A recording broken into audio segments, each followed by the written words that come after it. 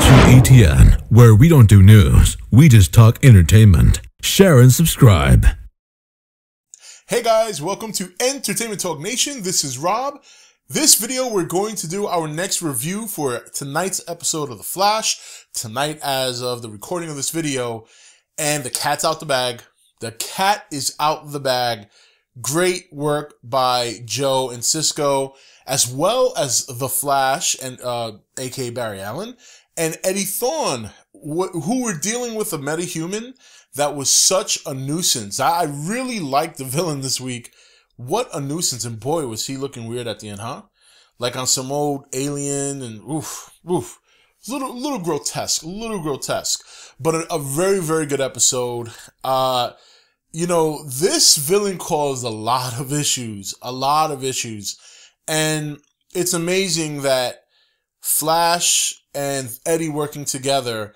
I was a little surprised, you know, based on what happened last week after Barry had spoken to Iris, and then Iris still gave Eddie such a hard time. I was concerned that it might cause a little rift between the two. Now, based on some of the trailers we saw in the past, we saw some scenes here that some of us speculated may have meant more than they actually did. For example, Eddie shooting the two cops. For a while there, I thought that was going to be a big deal. Maybe it had something to do with Reverse Flash, but it had to do with this villain with the ability to change into anyone he touches. And I might have missed it, but I'm assuming he touched Eddie when they got to the house and he was disguised as his mother.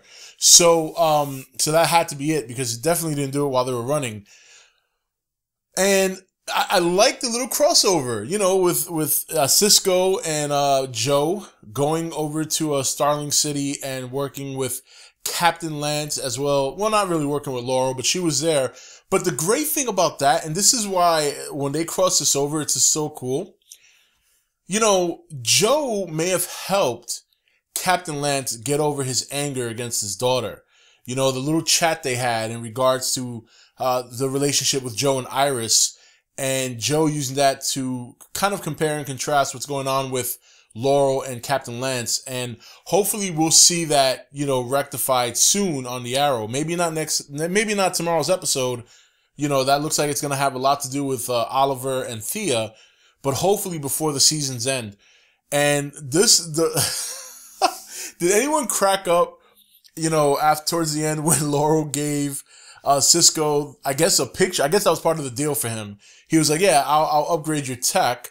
Just dress up like the Black Canary and take a picture with me. And sure enough, she did. It was just great. For a minute, I thought I thought maybe she'd give him a picture of her like in her Black Canary mask and a bikini or something. That's what I would have requested personally.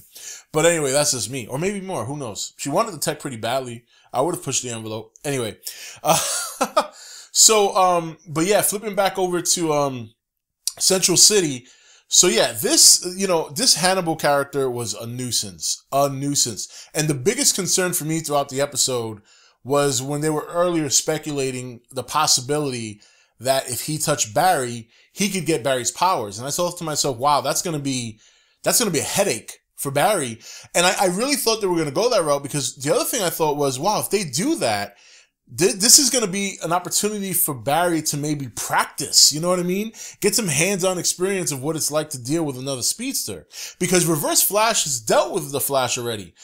But this Barry, in this timeline, has only dealt with Reverse Flash for a very brief moment and got his ass whooped. So, you know, but it was very funny, the scene in Star Labs with Hannibal disguised as Barry, as well as Caitlin, and that just kind of played out well. I'm surprised she didn't catch it sooner. She's such a clever girl.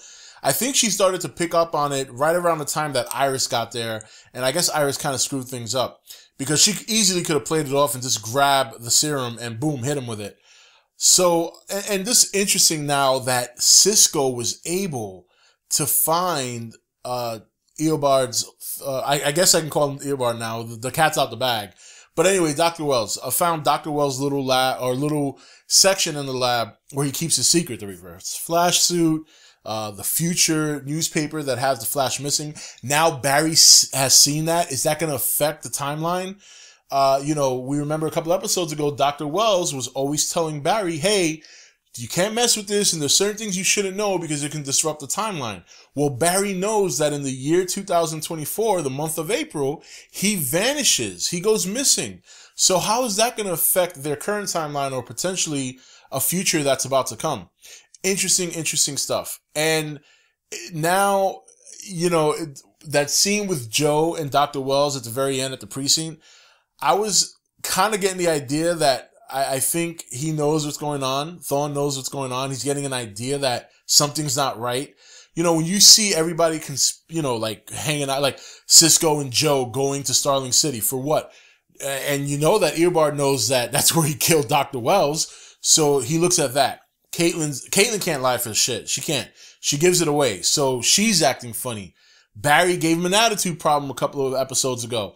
So he knows something's going on. He can't put his finger on it. But if he's a smart man, and he is, he's going to figure it out pretty soon. And I think he will figure it out. I think before they can catch him, so to speak, he's probably going to surprise them. He's going to know. And we're going to see what happens. I mean, next week's episode looks fantastic. Just a lot of cool stuff. This show has just been phenomenal. I'm almost getting depressed knowing that it's coming to an end soon. But, I think my biggest thing is how they're going to top the first season.